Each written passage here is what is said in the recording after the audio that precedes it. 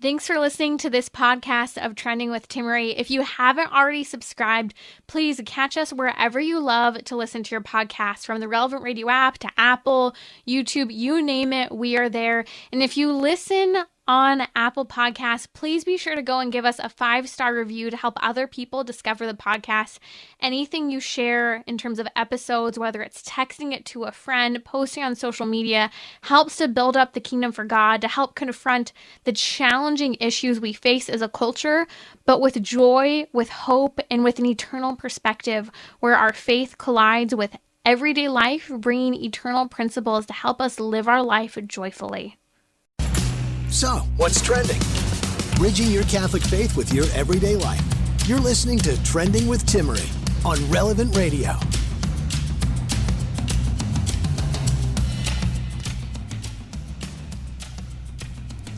Hello. I'm so excited. Advent is just around the corner, kicking off this weekend on Sunday, the very first day of Advent, as we build up to Christmas. I did a podcast episode on Friday talking about preparation for Advent. We'll be talking about it more tomorrow here on the show. That last day before Thanksgiving, are you traveling? Are you off? Are you on the road? Are you looking forward to food, fearing the political conversation, or whatever it might be? You know, it can be fun, right? Good food, fresh air, hopefully you can get outside, all of that we will be diving into more tomorrow. That topic of Thanksgiving, I think it's easy, to just have this be that one holiday that's all about food, or maybe you awkwardly go around everyone sharing what you're thankful for during Thanksgiving. I always hate it when I've been in those situations, having to share in front of everyone. Believe it or not, on the spot, in front of especially friends or family, I can get quite shy at times. I'm having to share things such as that. But joining me in just a moment will be Dr. John Bruchalski. Dr. John Bruchalski is a OBGYN. He's the founder of Tepeyac OBGYN. He, in the first 2 years of his residency, actually performed abortions and had a massive conversion, kind of lived this dichotomy of a life of performing abortions, but also helping with women in crisis pregnancy at the same time. Now he's 100% pro-life and a passionate advocate for women and children, and really helping women to choose life and see that that is the best choice, not just for the child, but for them as the woman. We're going to discuss the pressure on women to abort their children while in utero, especially when they receive a medical diagnosis or a positive genetic test, meaning that there's something that came up on the genetic testing. We're also going to dive into this arbitrary choice by states, state to state, sometimes even states right next door to each other. If you just cross over the state line, having radically different medical standards and a definition for life when it comes to abortion, and this inconsistency with regard to ethic. Also, I have a big announcement. I'm excited to share some news with some of the craziness and good things that have been going on in my life lately. We'll talk about gratitude, humility, and depending on people through all of this transition for me. But I'm so excited for Dr. John Bruchalski to share with us now on Trending and join us. He's the author of the new book titled Two Patients: My Conversion from Abortion to Life-Affirming Medicine.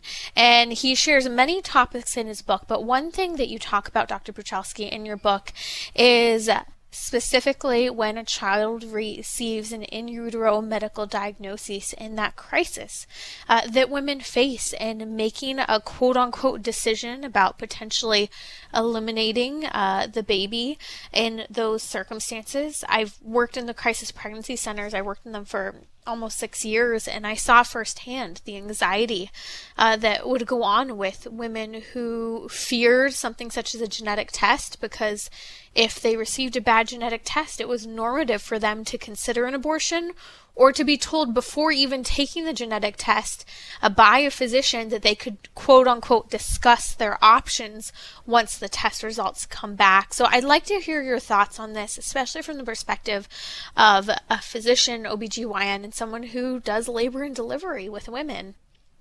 Hey, Timmerie, it's great to be with you, and this time before Advent is just incredibly providential for this conversation, so I'm grateful.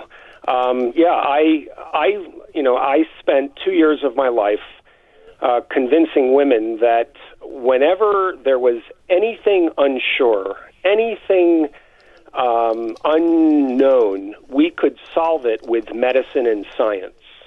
That was my new God. And when it came down to genetic testing, back in the day, many years ago, the only way we could really count on this was by sticking a needle inside the woman's abdomen into the uterine cavity, and either drawing out fluid, which is called amniotic fluid, in order to identify what was the chromosomal totality of the baby. What type of chromosomes did it have? Was it healthy, or was there Down syndrome? Was there trisomy 13 and 18? And then we also had, back in the day, another needle that would go into the placenta, believe it or not, and would pull out cells from that organ that really keeps the baby alive inside mom. And yet, when we did that, there was always a significant chance of miscarriage. So over time, medicine began to look at blood tests and ultrasound studies. Well, today, we have something called the non-invasive prenatal testing, NIPT. It came about in 2011 because the science just continues. And this test, we just draw blood from your arm, and many pregnant women get this done without being told what it is.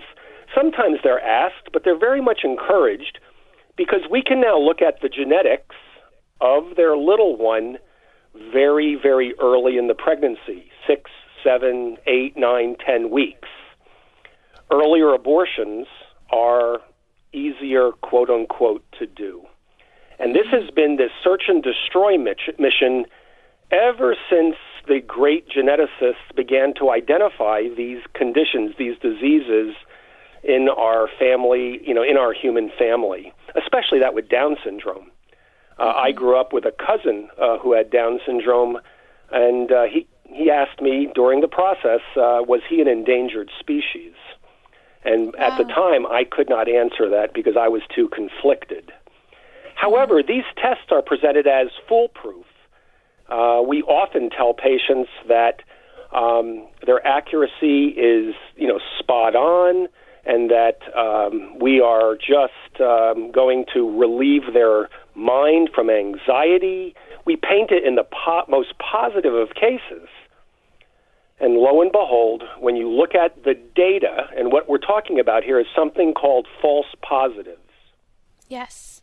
This test, basically, when we have a false positive, it says there's a high risk for the condition, but your baby doesn't have the condition, meaning the baby's actually healthy, but the test says that there could be a very big problem.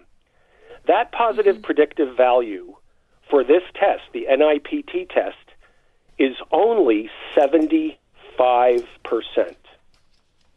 Now, what that means is that how worried are you? 75% of the time, it's going to be positive. But 25% of the time, 1 in 4, your child's actually going to be healthy. And you are going to begin this process of becoming afraid. Human beings... So just to clarify, I want to make sure I understand this. So you're saying that if a woman goes and has this test, that when the test comes up positive, saying that there's something wrong genetically with the baby, that only 1 in 4 of those times where a woman's told that something is genetically wrong with her child, there actually is something wrong, and the other 3 out of 4 are sitting here thinking this entire rest of their pregnancy that there's a genetic abnormality with their child. So what happens is that it's just the opposite. It's 75% of the time the test is correctly positive, but it's 25% that the baby is totally normal. Now remember, these tests are, how do we say this? These tests are testing for risk. They're not definitive. In fact, this has become so commonplace that the FDA has not authorized, cleared, or approved these tests. They hit the market. We thought that they would be so helpful. we then put them out to our patients, and boy, patients really like this because they can identify a very sick baby very early, and if they choose abortion, they can get that done earlier in the pregnancy. Mm-hmm. And so what happens is that these are screening tests. They were never meant to be diagnostic. They will always tell you that if this is positive, you should do something definitive, like putting a needle next to your baby. And I can tell you that when we talk about it in our office, most moms do not want to put a needle next to their baby that has a 0.5%, 1%, 2% chance of miscarriage. Would you get on an airplane that crashed 2 out of 100 times? Of course you wouldn't. Right, precisely. And I'll be darned if this has been used. I've testified before Congress on this in Down syndrome cases, and it's truly search and destroy. It's basically beginning the process of, remember, these are mostly wanted children, welcome children, and now we're in the position of putting barriers, wedges between mom and her unborn. It's a fetus. You know, this child is going to suffer. Right. Yeah. And to just give some examples for people to see how serious this is, did you know that 9 out of 10 babies are diagnosed with Down syndrome and are aborted in the United States? That's very close to approaching a 100% quote-unquote success rate at killing babies with Down syndrome. Why do I say success rate? Because places like Iceland boast that they achieve aborting nearly 100% of all babies with a in utero genetic test after having a genetic test predicting Down syndrome. In Denmark, in fact, in 2016, there were 137 babies who were diagnosed with Down syndrome in Denmark from that genetic test. And of those 137 babies, 133, almost 100%, only 4 babies were left and allowed to be born.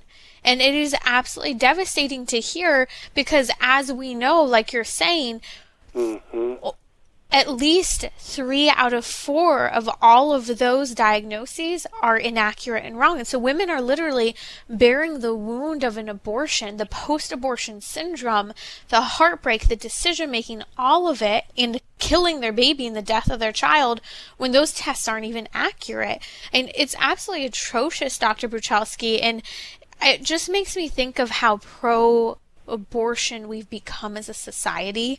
I remember when my sister was having her first baby a couple of years ago, and I had talked to her and warned her, about, being in, especially because, they're a military family and, they're at the military hospital. And, we talked about, the secular versus pro-life approach to doctoring and being aware of that. And when it came for the genetic testing, one of the physicians there said, "Oh, well, you probably don't want the genetic testing." And she said, "Oh, well, why wouldn't I want the genetic testing?" And she said, "Well, usually it's just people who don't want to keep their babies who have the genetic testing." And I thought that was interesting. I didn't know that was a normal thing to say, but it was clear that this physician was pro-life and so was leaning against giving any sort of genetic test for that reason, which I thought was very interesting. No, it's actually, we're trying to do our best to really encourage health in people, which health means caring for both mom and baby. We always hate disease, but we always love our 2 patients. And when you start getting rid of diseases by getting rid of one of those 2 patients, yes, we're eliminating Down syndrome by killing the baby with Down syndrome. That is bad for medicine, it's bad for moms, it's bad for families, it's bad for cultures. Because, it's also bad for salvation in the sense of Matthew 25. What you did to the least, you've done unto me. And these children that are so sick that we can perinatal hospice them rather than abort them and maximize the time with your sick child, I'm telling you, you're spot on with this. I usually would tell people, do you really want to end the life of your baby 2 out of 100 times, 1 out of 50? Just because you're afraid of a test, meaning this test is not 100% accurate. Back when I was a resident, when I had my own, come to Jesus moment, so to speak, I remember I did a genetic test on a young couple And it was positive because the risk went from 1 in 30,000 to 1 in 15,000. 1 in 15,000 is pretty rare. But the woman, the young woman, was so afraid, Timmerie, so afraid, she chose the abortion. The boyfriend was like, no, 1 in 15,000, that's nothing. We can do this. We'll get through this. It's really fine. No, I aborted the child because the mother wanted it. That's abortion on demand. The baby was perfectly okay. And I have to tell you, it leaves a scar on us because we become vending machines for these patients because of patient autonomy. They ask, you provide, or else you get punished. And in this area of sick children, especially genetic issues that are very severe, we have found that perinatal hospice, where you use the womb as a hospice, and you really maximize the time for mom and her family to come to grips, because one time heals wounds there, Timmerie, and yet we are rushing people every day in this country to abort these children out of fear of suffering, fear of pain, fear of the unknown, fear of not being able to handle what we're given. It's really a mess, and I think that we really need to be thinking about these non-invasive prenatal testings long and hard before we accept even what the FDA says. It doesn't do what the doctors are telling you that it does. Wow. Dr. Bruchalski is joining us now. He's an OBGYN, a pro-life OBGYN, however, who spent 2 years of his residency performing abortions, has repented from his past, has written an excellent book chronicling his own story and really pointing to the sound medical data and the truth in his book, Two Patients, My Conversion from Abortion to Life-Affirming Medicine. Dr. Bruchalski, so many things that you just said stood out to me. First of all, perspective that we don't discuss, the fact that doctors are performing these abortions on babies who have a potential genetic risk, and the abortion is being chosen, as you said, on demand by the parents or the mother individually. And here a doctor knows, as he sees this baby, totally healthy babies at times that are being aborted, that weighs on a physician, on an abortionist's heart and mind. And that's what's so sad, is we see people who are becoming so desensitized, who are pro-abortion, because they know, yet they have to convince themselves otherwise. Isn't this what we do when we sin? We justify the sin when we repeat it. We hide, the details of it, or we blasely talk about the details to make it seem as if it's not that big of a deal. It doesn't hurt me. It doesn't bother me. So I really appreciate you brought up the physician and, the rest of the medical team's perspective on this, because I think it's important. One objection that I think we might hear, because you just mentioned how important it is that when there is a fetal diagnosis in utero or genetic test result that comes up with a potential genetic risk, I'm interested to hear your thoughts, because a lot of people's complaints about what you just said is, rather than rushing to the abortion, which is what we do in this culture, give time for the mom, to calm down after finding out, give time maybe even for the baby to heal. Because, babies in the earliest stages of life are phenomenal. They have so much development that occurs, and often by just giving time, things that are going on in utero heal. So what would be your response, and I'd like to hear your thoughts, Dr. Bruchalski, on the arguments that people have of how, well, you're just forcing the woman to continue to carry the baby in those states that have decreased access to abortion, limits on abortion, are just damaging women because of decreased access, and that's bad for them medically. So the issue really becomes that these children, Timmerie, are welcomed and wanted. They are these are children that the mom and dad are thinking the best of their child. And in the middle of the process, the provider, the doctor says, oh, wait a second, there's a problem. Mm-hmm. Now remember, as doctors and as caregivers, as midwives, as providers, we are literally listening, looking, studying through your skin, through your fat, through your muscle, through your innards, through your gizzard, through your through your uterine wall, through the placenta, through the amniotic fluid into the baby. We are very good at what we do, but we're not infallible. Remember, this whole idea of the wages of sin are death from Scripture. You set this time up about sin in a very wonderful, clear way. Well, one of the ways that we say to them is, I'm looking at something that can go either way at this point. We need some more time. And so we do not rush to judgment. We want you to maximize your time because, number one, your baby is not suffering right now. You may be suffering because you wanted to hear the best news, but you heard something really frightening. And I know that if your child was found at 1 month of age and you found it had cancer, you would be seeking out St. Jude's Hospital. You would be seeking out the best places you could to care for your child. Absolutely. I try to reconnect mom with her baby despite the suffering. And the suffering, a mother never gives up on her sick child. That's why euthanizing babies that Canada just looked at way too closely is horrific to think about mothers. So what we do is we say we have to gather more information, better ultrasounds, better testing. And then we need to send them to the high-risk doctors.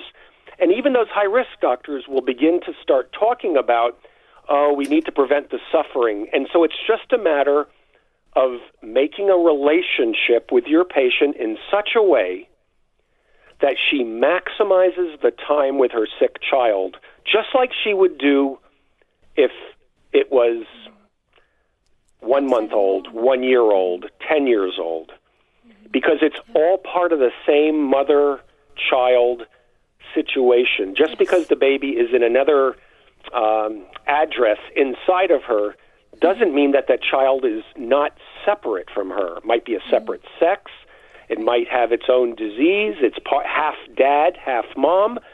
And so by connecting her experientially with her child, it really helps move her along to then maximize the time with the illness. And when it comes time to deliver, she and her family are prepared to say goodbye.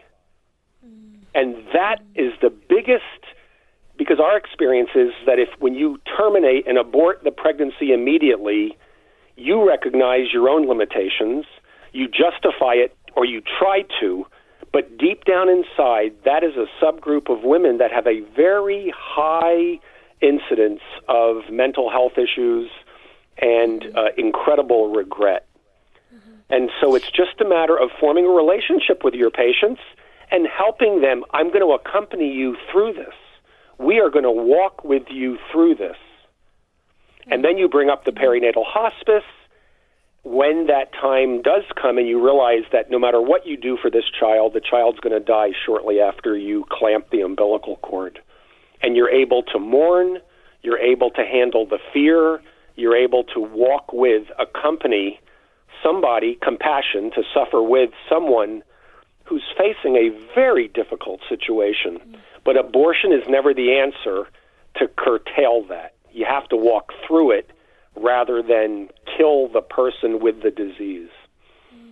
And that's pro-woman. That's pro-mom. Of course. Because she's a mom no matter what. That's pro-life and that's pro-baby. Again, bonding with the mom, allowing for that time of maximum time, just like we would do if we had a 3-year-old, a 5-year-old. And it makes me think of my own story with these last 2 pregnancies. I ran dangerously low on progesterone, and in the first half of both of my pregnancies now, that meant that I was at high risk for miscarriage. And we have fought for our baby's life this entire time.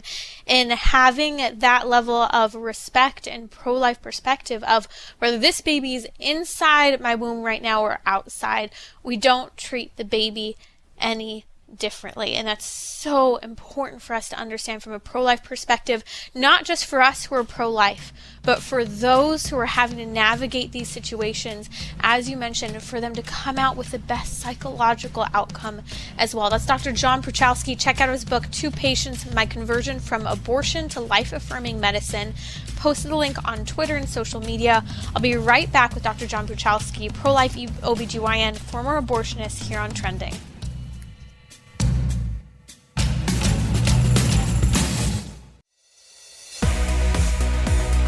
You're listening to Trending with Timmerie, where you can discuss what matters most to you.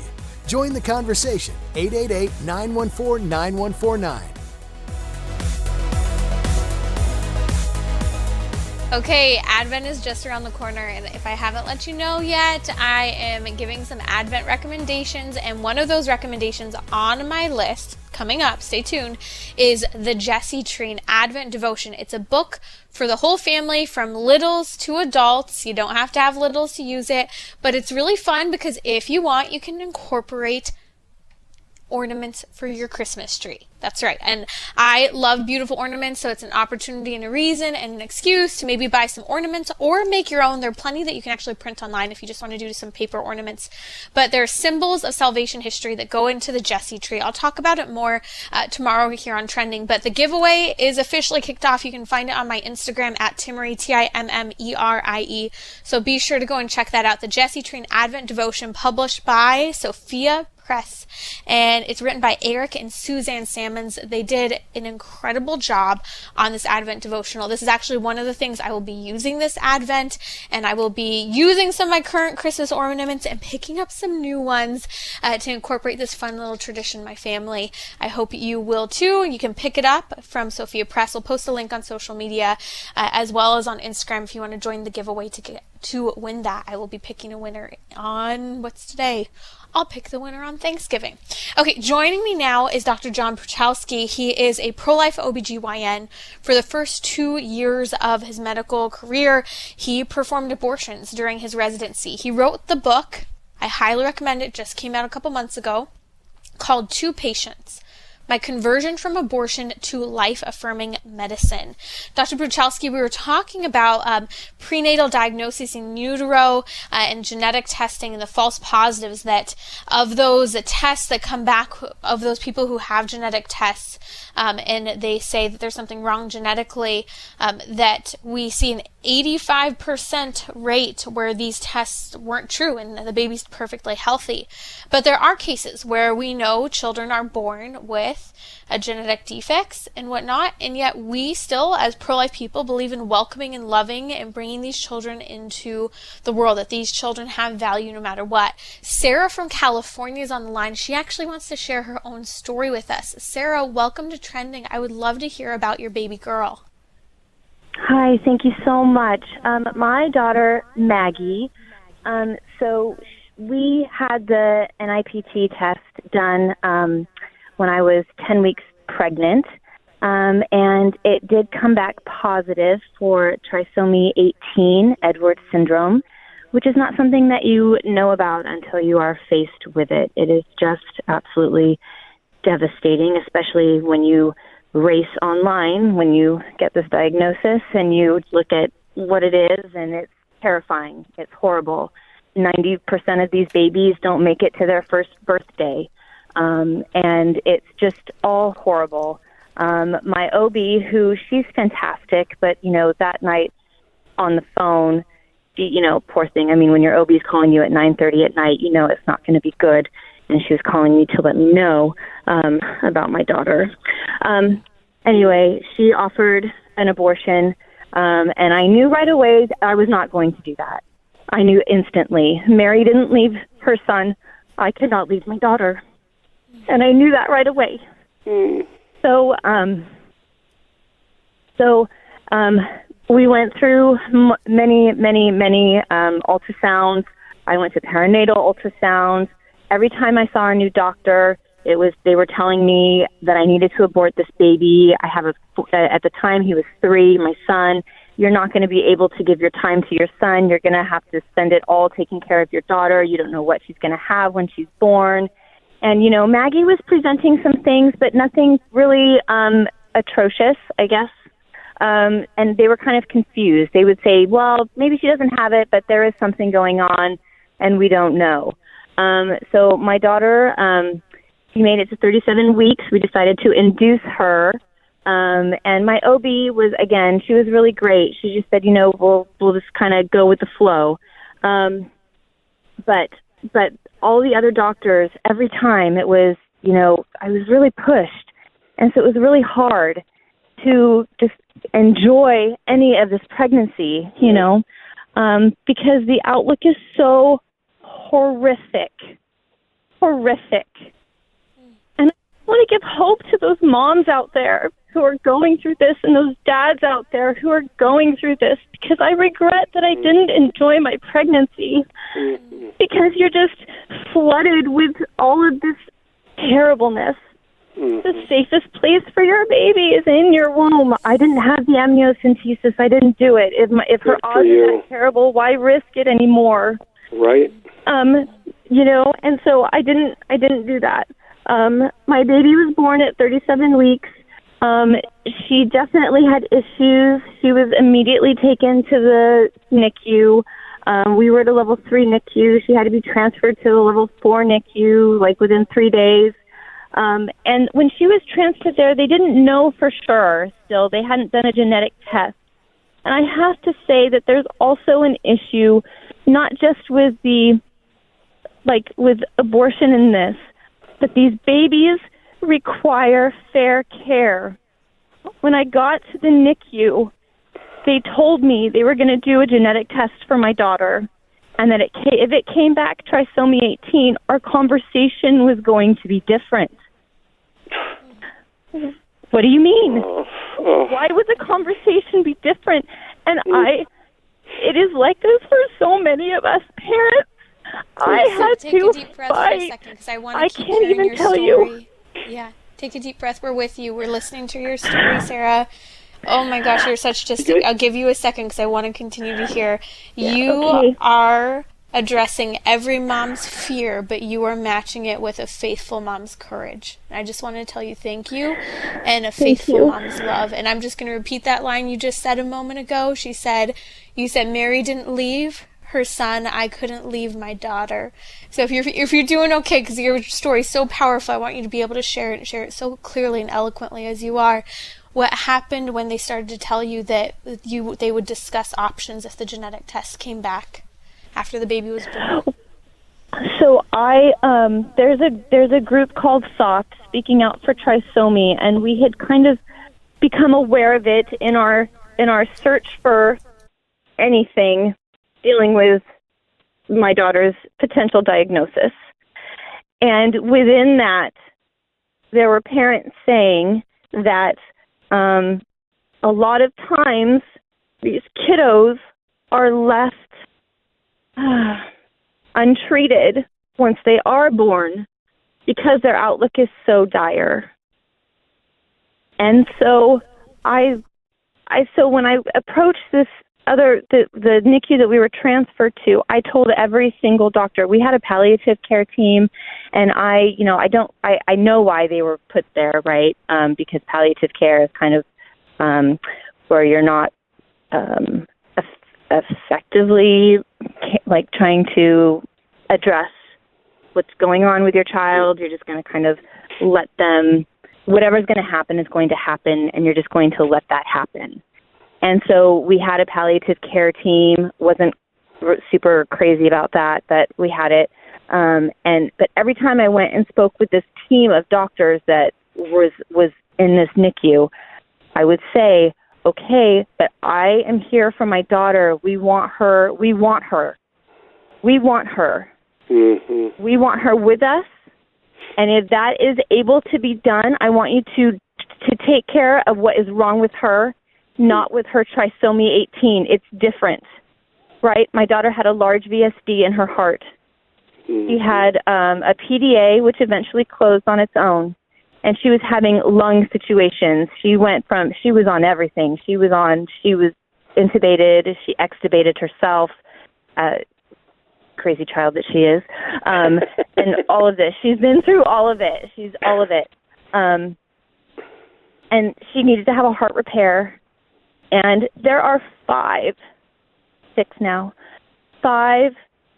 hospitals in the country that these parents can go to, that they can trust that these doctors will actually perform the closing of a VSD on their child, which is something that is done quite regularly for any other child not dealing with trisomy.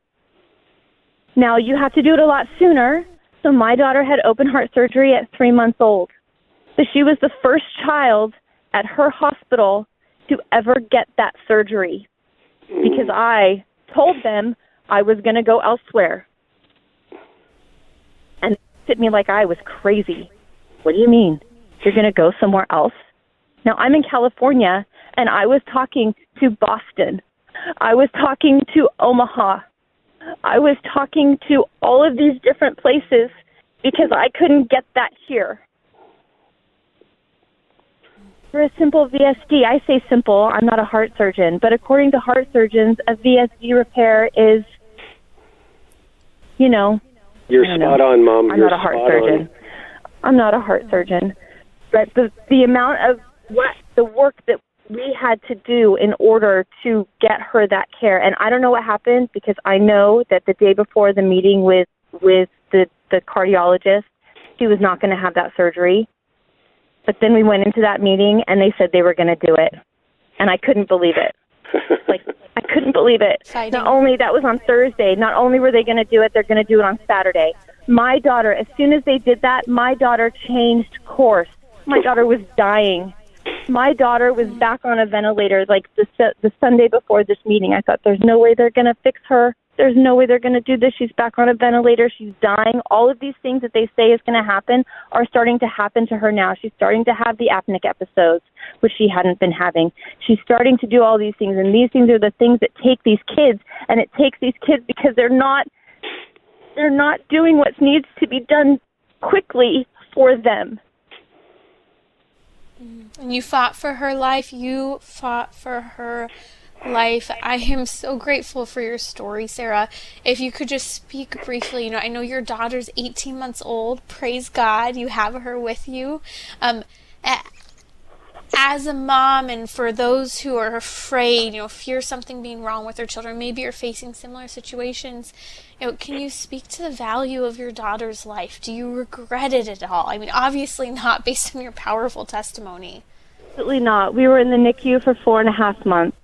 She's been, a cold will get her in the PICU. It's she's on oxygen. She wears a BiPAP at night. She has a feeding tube. But I have learned, I didn't know any of this. I have learned it all. Okay? I have learned it all. I know how to take care of my daughter. I know my daughter. And, she is the absolute joy of our life. My son loves her so much. She smiles at us. She smiles. She's just starting to get her belly laugh. She's just starting to roll over. She's delayed. She's not going to be, I'm going to be taking care of her for the rest of her life. And I am so happy to do it, and I am so blessed to do it. And she is just the absolute, she's got these beautiful big blue eyes. She smiles at me every morning when I take her little mask off. She's just the happiest little baby. She's teething. She's still happy. She's just fantastic. And everybody loves her. Maggie is just beautiful. And I just regret so much that I did not enjoy my pregnancy because it was just so full of such dread that I feel like I was kind of robbed of that. So just trust in God, trust in Jesus. Even if their lives are short, and it very well could be, it's still so worth it. Give your child the opportunity to breathe that breath, because all you ask for at that moment is a breath, right? When she was being born, just please let her have a breath. Let me be able to look into her eyes. One breath. Let me be able to rub her head. Let me be able to give her a bath. And we've had all of these little things now. She's 18 months. I mean, it's amazing. She's beautiful. She's God, wonderful. Sarah, thank you so much for sharing your story. What a powerful testimony to you, Mom, as you, Sarah, as a mom, to your daughter's life, Maggie, your whole family, your son, your husband, being so confident in your choice of life. And don't you say that your baby girl is delayed. I'm so sick of people saying and making comments on size and delay. Your daughter's an individual right where she's at, and she's being cared for and thriving exactly how she should. So praise God. Thank you for your testimony and your witness, Sarah. And I know you've got the heartstrings of so many moms across the country right now. We are going to be praying for you, and I'm imploring everyone who's listening right now, we just pray for Sarah, for her courage, for the power of her story, and for Maggie and whatever healing God has in store for baby Maggie, and whatever journey he has, and how she's going to bless her mom, her brother, and all those who know her. Dr. Bruchalski, I'd love to hear your thoughts just on the medical handling of the situations and what women are facing, what moms are facing today. Sarah, I just can't tell you what Sarah and Maggie's story has meant for me. This witness of a mother with her child resonates through the NICU. Just remember that, Sarah. There were many women, there were many nurses and nurse practitioners who cared for your daughter there, along with the doctors. But I just want you to know that your presence alongside your daughter rippled like a tsunami through that hospital from that NICU, that neonatal intensive care unit. And the love, that's the answer to where we are today in this abortion issue. Love is going to win in the end. It's not going to be politics. We have a real issue here because now every 50 states, every single voter everywhere has to defend or promote abortion or to then silence it. And you see heartbeat laws and then pain-capable laws. And everybody's afraid of, some of the losses we've suffered recently, trying to enjoy the wins. But it's not about politics. It's about love. And it's about the love of mothers. And I pray, Timmerie, just like you're preparing your audience for Advent, can you imagine if we had this back in the day, 2,000 years ago, in Nazareth or in Jerusalem or Bethlehem? And here we are in a crisis pregnancy, and then kind of worrying, not worrying. Our Lady had peace. And I was just going to tell Sarah that you offered to the Lord, Sarah, your lack of peace during those 9 months. Don't negate it. Lean into it. Give it to the Lord. And I promise you, your obedience to what the Word of God had is far greater than great lectures, great papers, great topics, great wins in politics. God bless you, Sarah. Amen. That's Dr. John Bruchalski here on Trending with Timmerie. Dr. Bruchalski, we've run out of time. We have so much to talk about. We can't wait to have you back on Trending. Check out his book, Two Patients, My Conversion from Abortion to Life-Affirming Medicine. We're also posting his website on social media. You're listening to Trending with Timmerie, where you can discuss what matters most to you. Join the conversation, 888-914-9149. It's so good to be back with you, and can I just tell you, it's good to be back with you from sunny California. So life has been a little crazy. I know I've shared little bits and pieces about struggling with preterm labor and a lot of change going on. Well, I was struggling with preterm labor. I thought we were going to have this baby a few weeks ago. And at the same time, we were in the process of selling our house, looking for a new house. Long story short, when we've known that we wanted to move back to California from the Midwest pretty much since day one, but following God's plan for us and journey and career for my husband and work and where, again, God was calling us. We found ourselves in the Midwest for almost 2 years. You may remember my heartbreak and devastation when my baby girl was about 2 weeks old. My husband received a job offer that for our family, just we were at a point where we couldn't pass up. It was really good for the longevity of his work. So we packed up and we moved everything to the Midwest, and this California girl has been just hungry and craving California sunshine, family, good food, real produce, our friends who are out here. So God really answered some prayers. He took a while to get there and took us the last second, but when we found out we were expecting our second baby, we had just moved. We had just bought a house. We landed there in the Midwest, waited, found a home, and here we are expecting another baby, and even more so, oh goodness, we have to be back. We want our babies to be near grandparents, and what's been a dream, a desire, and a prayer, boy, about 45 days ago, my husband received a job offer somewhat out of the blue. We had been praying to St. Joseph and been hoping to come back before the birth of our baby girl. And, as the months of job hunting and looking and, can we make this happen? Lo and behold, a man named Joseph offered my husband a job after we had been praying to St. Joseph and just entrusting our desires and our petitions and praying for provisions to make everything happen for as crazy expensive as California is. And I can't even tell you, the whole thing has been absolutely God's timing and providence and generosity. About 45 days ago, my husband received a job offer in California, put our house on the market within a couple of days, sold it in a slowing real estate market with rising interest rates.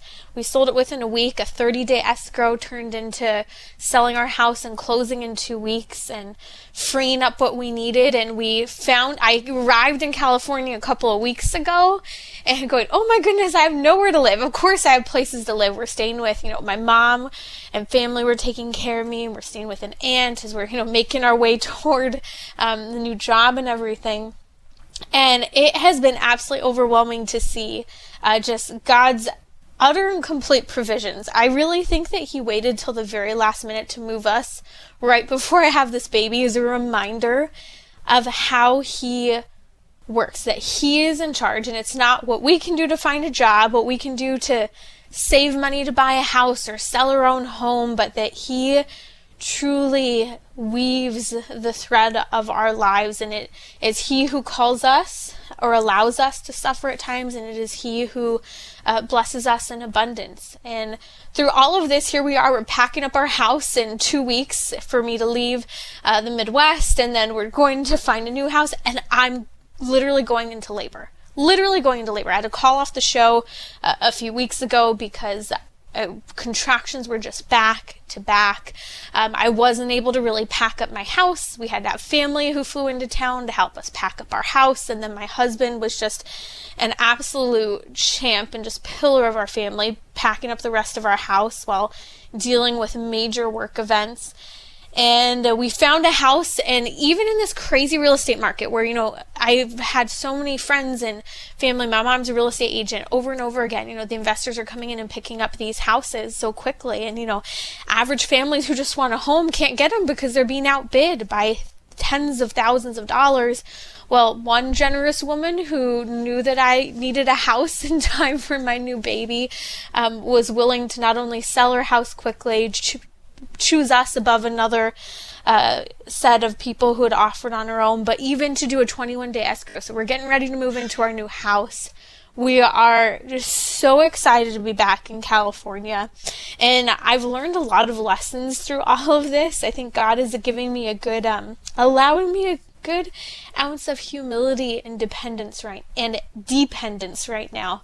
I'm one who I like to do things myself and not really ask for help, and I'm active and used to moving, and here I've been for about 3 weeks on a modified activity level. Praise God, not on bed rest. I think God gave me some real compassion there because he knew I couldn't handle that. I'm already kind of twiddling my thumbs, not being as active as I usually am, but then also, trying to move and having to ask for help or, wait for, what help is sent my way, and to be grateful for allowing other people to do things that you just want to do yourself. And it's really reminded me of how we can be so I can be, but just as a culture, we can be so prideful and so focused, especially in the feminist movement, on quote-unquote independence. And yet the truth of the matter is that as human beings, God himself is a communion of persons, Father, Son, and Holy Spirit. And the only way we come into this world is in a family.